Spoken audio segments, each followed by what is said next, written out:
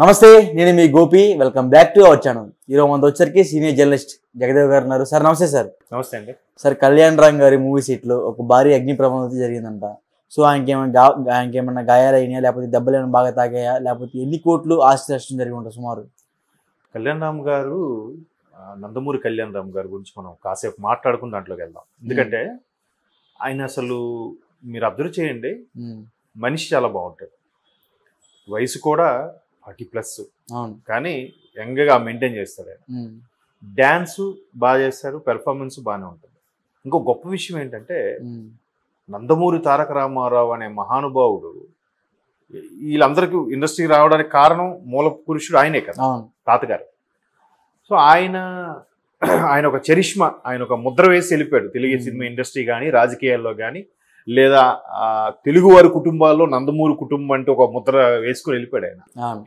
So అటువంటి వ్యక్తి పేరు మీద ఇంతవరకు ఎన్ని చేసినా కూడా ఎవరు బ్యానర్ పెట్టలే.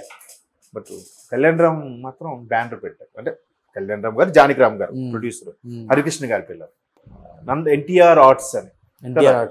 ఎంతమంది ఎన్టీఆర్ గారి పేరు మీద ఎన్ని చేసినా కూడా ఆయన పేరు మీద బ్యానర్ ఎవరు పెట్టలే. మీరు అబ్జర్వ్ చేసలేదు. బట్ ఫస్ట్ బ్యానర్ పెట్టింది కళ్యాణ్ రామ్ గారు అనే చెప్పుకోవచ్చు.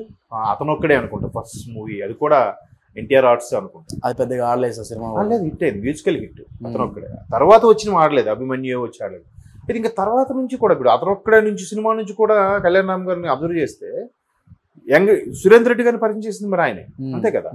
యంగ్ డైరెక్టర్ని, వాళ్ళు ఉండే ఇన్నోవేటివ్ థాట్ని క్యాప్చర్ చేసి పట్టుకోవడం, భలేగా వాళ్ళకి అవకాశం ఇవ్వడం. అండ్ మరి ఏంటి, నేను ముందుగా ఇన్వాల్వ్ అయ్యి వింటాడా, లేదంటే ఆయనకి ఈ సినిమా ఆడుతుందా లేదని అర్థమైపోద్దా.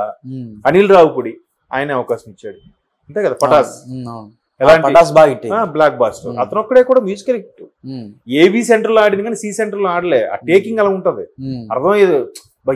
తర్వాత ఇప్పుడు చూడండి, అతను ఒకటే సినిమా ఏం టేకింగ్ రా అనిపిస్తుంది సురేంద్ర రెడ్డి గారు. అప్పట్లో సినిమా ఇప్పుడు బాగుంటున్నాయి, బాగుంటుంది. ఆరెంజ్ కూడా అప్పట్లో అటర్ ఫ్లాప్, ఇప్పుడు మళ్ళీ 3 కోట్లు కలెక్షన్ చేసింది ఒక రోజులో. మరి చూడండి, అదే అప్పుడు కలెక్ట్ చేస్తే నాగబాబు గారు అంత పరిస్థితికి వచ్చేవారు కాదు కదా. మనకు ఒక చిన్న క్లిప్ కూడా బాగా బయటకు వచ్చేసింది. అవును, కొంచెం వల్గారిటీగా వచ్చింది క్లిప్ అది. అవును.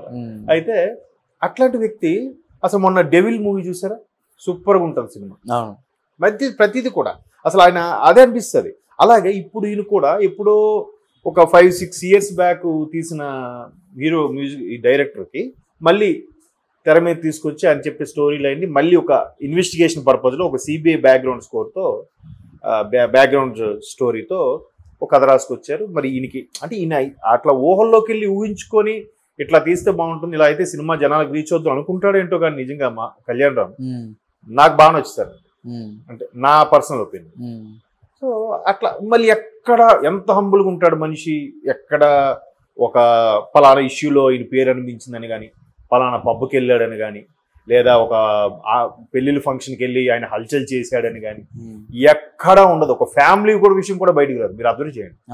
ఈవెన్ ఎన్టీఆర్ గారిది, of course NTR super star అనుకోండి, ఆమె లక్ష్మీ ప్రణతి గారు అవి ఇవి పిల్లలు అని వస్తాయి. కానీ ఆయన విషయాలు చూడండి, మీరు అబ్జర్వ్ చేయండి, ఎక్కడ కనబడదు. ఎంత జెంట్లుగా ఉంటారంటే ఆయన ఒకడు. మళ్ళా స్టార్స్లో వెంకటేష్ గారి ఫ్యామిలీ ఒకడు. మీరు అబ్జర్వ్ చేయండి, వాళ్ళ వైఫ్ కానీ పిల్లలు కానీ ఎక్కడ కనపడరు అసలు. మర్చికి కూడా మీడియా కూడా దొరకరు, సోషల్ మీడియా కూడా. అలా ఉండడం ఎంత గ్రేట్ అసలు నిజంగా. అలాగని అస్సలు మామూలుగా క్యాజువల్గా సింపుల్గా ఉంటాడు. ఎలాంటి ఫ్యామిలీ, తాత ఒక మహానటుడు, పైగా ఎన్టీఆర్ గారి పిల్లల్లో అంతమంది కొడుకులు ఉన్నా కూడా హరికృష్ణ గారి ఇమేజ్ వేరు కదా. మరి అలా చూసినప్పుడు ఈయన ఏ స్థాయి విరగిపోతారు చాలా మంది. అలా ఏం ఉండదు ఈయన. పైగా తమ్ముడు ఒక సూపర్ స్టార్, అంతే కదా. ఏం అవసరం లేదు, ఎన్టీఆర్ గారితో ఒక్కరితో ప్రొడ్యూస్ చేసుకుని సినిమా చేసుకున్నా చాలు ఆయనకి. అంటే అప్పట్లో ఎన్టీఆర్ గారి గాను కళ్యాణ్ రామ్కి కొంచెం బాగా గొడవలు అయినాయి, కొన్ని లేదు అవి నేను నమ్మను. ఎందుకంటే నేను విన్నది ఏంటంటే, ఎందుకో ఎన్టీఆర్ గారు కుటుంబంతో అంతగా కలిసేవారు కాదు, లేదా కలవనిచ్చేవారు కాదు, రకరకాల వార్తలు. కానీ కళ్యాణ్ రామ్ గారు, హరికృష్ణ గారు ఎక్కువగా చేరదీసేవారంట. ఎక్కువగా చిన్నప్పటి నుంచి కూడా కళ్యాణ్ రామే ఎన్టీఆర్ గారికి బాగా సపోర్ట్గా ఉండడం. అందుకే చాలా సందర్భంలో కూడా చెప్పారు ఆయన. కళ్యాణ్ రామ్ గారు ఒక నానా అని అంటారు, అది కాదు ఎన్టీఆర్ నానా అంటారు, ఫాదర్ ని నానా అంటారు, బిడ్డని కూడా నానా అంటారు. బిడ్డల్లో మనం కూడా అది కాదు నాన్న అని మాట్లాడుకుంటాం పిల్లలతో. సో అట్లా. సో ఈయన కూడా ఎన్టీఆర్ కూడా మీరు అబ్జర్వ్ చేస్తే కళ్యాణ్ రామ్ గారు ఎదురుగా ఒక అన్నయ్య అయినా ఒక తండ్రి భావంతో ఉన్నట్టే ఉంటాడు ఎప్పుడు, ఒబీడియంట్ గా, ప్లెజెంట్ గా. అంటే ఆ స్థాయి వాళ్ళు అలా ఉండడం ఒక గొప్ప విషయం. ఏం లేదు, 4 డబ్బులు సంపాదించినోడే ఒక ఆడి కార్లో తిరిగితే అసలు వాడి కళ్ళు నేల మీద ఉండవు. ఇప్పుడు ఎప్పుడో నుంచో ఆస్తిపరులు కదండి వాళ్ళు. హైదరాబాద్లో ఇప్పుడంటే ఇవాళ సగం ఆస్తి వాళ్ళే ఉండేదేమో నాకు తెలుసు. అంతే కదా, తాతగారు ముఖ్యమంత్రిగా చేసిన మనిషి, అటువంటి ఫ్యామిలీ, ఇప్పటికీ ఉన్న పార్టీ, ఇప్పుడు ఒక మేనమామ కాబోయే ముఖ్యమంత్రి, అవునా కదా బాబు గారు రేపు అయితే. సో అంటే టాపిక్ అటు వెళ్తుంది. కానీ అటువంటి కళ్యాణ్ రామ్ గారు మంచిగా ఎంచుకొని చేస్తారు. ఇప్పుడు ఈయన కూడా ప్రదీప్ చిరుకూరు ఎవరో ఆయనకి ఇప్పుడు రాజా చేయి వేస్తే సినిమా ఏదో చేశారు మన, అది కూడా మన నారా రోహిత్ గారితోని. తర్వాత ఆయన చనిపోయారు మొన్న, నందమూరి తారక రత్న గారు యాంటీ రోలు, ఈయన హీరోగా ఏదో చేశారు. బట్ అటువంటి పర్సన్ మళ్ళీ అంటే ఆ టాలెంట్ ని గుర్తించి పట్టుకోవడం అనేది ఒక కళ్యాణ్ రామ్ గారికే తెలియదు. ఒకసారి ఏదో ఇంటర్వ్యూలో కూడా చెప్పారు ఆయన, నాగార్జున గారు అన్నారంట, అసలు నీకు అతను ఒక్కడే ఇలాంటి కాన్సెప్ట్ ఎలా హిట్ అవుద్ది అనుకున్నావు, అసలు నీకు ఆ డైరెక్టర్ ఎక్కడ దొరికాడు కూడా, అసలు ఎలాగా నువ్వు చూస్ చేసుకుంటాను కూడా నాగార్జున గారు ఒకసారి అడిగారు.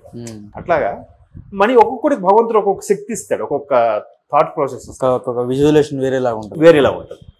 సో అట్లాగా ఇప్పుడు ఈయనకి ఇచ్చాడు. దానికోసం ఏదో సిబిఐకి సంబంధించిన బ్యాక్గ్రౌండ్ సెట్ వేశారంట. ఆ సెట్ అంటే ఒకప్పుడు నాకు తెలిసి భారీ సెట్లు అంటే ఎంఎస్ రాజు గారు ఒక్కడు సినిమాకు అనుకుంటా, అప్పట్లో పెద్ద sensational. Charminar old city set వేసి అప్పట్లోనే 2 కోట్లు ఖర్చు అయిందని కూడా కథలుగా చెప్తున్నారు. అంటే ఇది ఎప్పుడు ఆల్మోస్ట్ ఒక 20 years బ్యాక్. శంకర్ గారు కూడా కొంచెం బాగా ఎక్కువ చేస్తారు. శంకర్ గారు సాంగ్స్ ఖర్చు పెడతారు. శంకర్ గారు రోబోలో సాంగ్ కి దాదాపు 2-3 కోట్లు అయింది. అది గ్రాఫిక్స్ కి అవుద్దండి. ఇప్పుడు రేట్లు ఇంకా తగ్గాయో పెరిగే తెలియదు. కానీ నాకు తెలిసి ఒక 10-15 years బ్యాక్ అయితే గ్రాఫిక్స్ కి 1 second కి 1 minute కి 1 lakh ఎంతో అయ్యిందంట. 1 minute కి 1 second కి సంథింగ్. ఒక 20 seconds చూపించాలంటే దానికి ఒక 5 లక్షలు ఖర్చు అయ్యేదట గ్రాఫిక్ చూపించాలంటే. అట్లా ఉండేది. ఇప్పుడు టెక్నాలజీ డెవలప్ అయ్యాక ఇప్పుడు మొదట్లో ఫోన్ ఎంత కాస్ట్ పెట్టి కొనుక్కునే వాళ్ళం, ఆ ఫోన్కి ఇప్పుడు స్మార్ట్ ఫోన్ వచ్చేట్లే ఆ కాస్ట్కి. అట్లాగా. సో అలాగా ఎంఎస్ రాజు గారు దానికి పెట్టడం. తర్వాత అర్జున్ సినిమాకి స్వయంగా అదే ఎంఎస్ రాజు గారు మహేష్ బాబు సినిమాకి ఏంటది మధుర మీనాక్షి అమ్మవారి టెంపుల్ సెట్ వేశారు. మీకు ఐడియా ఉందో లేదు? అప్పుడు అది ఒక పెద్ద సెన్సేషన్. దానికి 4 కోట్ల వరకు ఖర్చు అయిందని కూడా పెద్దలు అనుకున్నారు. సో ఇప్పుడు సెట్ కూడా సుమారుగా అంతే ఖర్చు అయిందంటే 4 కోట్లు 5 కోట్లు. సో 10 days అక్కడ షూట్ షెడ్యూల్ డిసైడ్ చేస్తే 9 days షూట్ అయిపోయింది. ఇంకొక 1 day షూట్ ఉంటుండగా దురదృష్టవశాత్తు కాలిపోయింది. బట్ ఎవరికే ప్రమాదం జరగలేదు. ప్యాకప్ అయిపోయిన తర్వాత నైట్ ఎప్పుడో జరిగిందట 8-9 ఆ ప్రాంతంలో. జనరల్గా షార్ట్ సర్క్యూట్ అవ్వచ్చు, లేదంటే ఎక్కడ చిన్న మిస్లీడ్ అవ్వచ్చు. ఇప్పుడు ఎవరైనా కొంతమంది ఇవాళ రేపు ఎలా ఉందంటే ఆ చిన్న చితక కార్యక్రమాలైనా దానికి బాణసంచ కాల్చడం, అదేదో చిన్నది వెళ్ళి అక్కడ ఆగి చిన్నగా రాజుకొని కాలడం.